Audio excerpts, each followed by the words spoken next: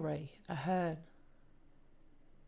Born on the 24th of November 1967, Rory Ahern was described as the quiet type. By the time he grew to 16 years of age, Rory Ahern was tall. He stood at 5 foot 10 inches to 5 foot 11 inches tall. He was a white European male and weighed around 64 kilograms, which was around 140 pounds, with grey blue eyes and short ginger hair. Although quiet, Rory Ahern did have some personal issues at home and at school. A family row erupted, but things seemed to have settled, and he left his home on the 24th of September 1984 at about 8 p.m. from 17 Botanic Road, Drumcondra, Dublin. His mum thought he left to meet his mates. He never returned. Not much is known about Rory Ahern's movements that night, but we do know he was wearing a wine-coloured bomber jacket, black trousers and black shoes. Running theories suggest he was working in the north of the UK, near Manchester, or maybe even Leeds. Some say he may have travelled to France or further, even Australia has been suggested. If he were living his own life, another theory is that he may be doing private building work to survive. But there has never been no public solid leads since his disappearance. Rory Ahern will be 58 this year. He is sadly missed. Sandy Davies. It was Friday, the 23rd of April, 1976, when 3-year-old Sandy Davies was playing in his garden at his grandmother's home on St Kilda Street with his 2-year-old little sister Donna in Irvine, Scotland. The family dog, named Kissy Kissy, was yapping and the sun was shining. The sounds of giggling could be heard across the street, or so you would think.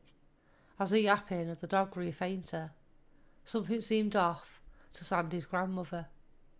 As she went to check on the kids, she realised that Sandy had gone.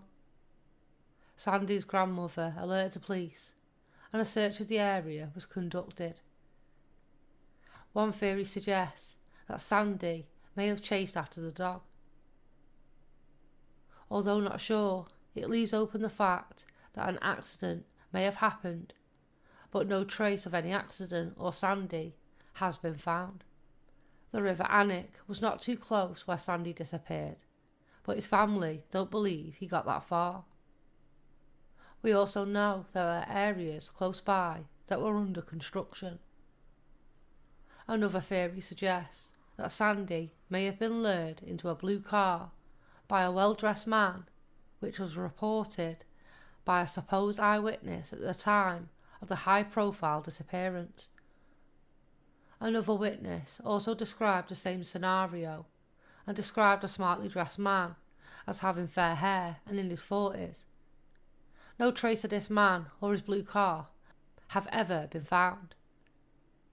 The family have also explored the theory that Sandy could be the victim of a convicted serial killer and convicted of unthinkable acts against children, Angus Sinclair. It is believed he was living close to where Sandy disappeared at the time of his disappearance at his grandmother's home on St Kilda Street. Sinclair died in 2019, so any answers from him are long gone, and it is unknown if police did ever question him for Sandy's disappearance. To this day, over 50 years later, there is still no trace of Sandy Davies. The case of Marjorie Luna, known as Christy to her loved ones. Christy went missing on May the 27th, 1984, near her home in Florida. Christy was described as a ray of sunshine whom everybody loved, and has since been missed by her loved ones for decades, but they still live in hope for answers. It was Memorial Day weekend, and Christy had been on a weekend road trip with her family. when she returned to her home in Greenacres on the 27th of May 1984. Her first thought was for the new kittens the family had. She told her mum that she needed some food for the kittens and was going to get it from Greenacres grocery, which was only about 2 blocks away from her home. She left at about 3 p.m. that day. The police have never confirmed whether Christie had gotten to the store, but a cash clerk said they remembered selling her cat food close at the same time that she left her home. The county sheriff's detective, William Springer, who is running the case, said that she was barefoot and in a turquoise jumpsuit at the time of her disappearance, and that she may have stayed at the store to play arcade games or could have visited a friend on her way or back from the store. It wasn't too long before her family became concerned.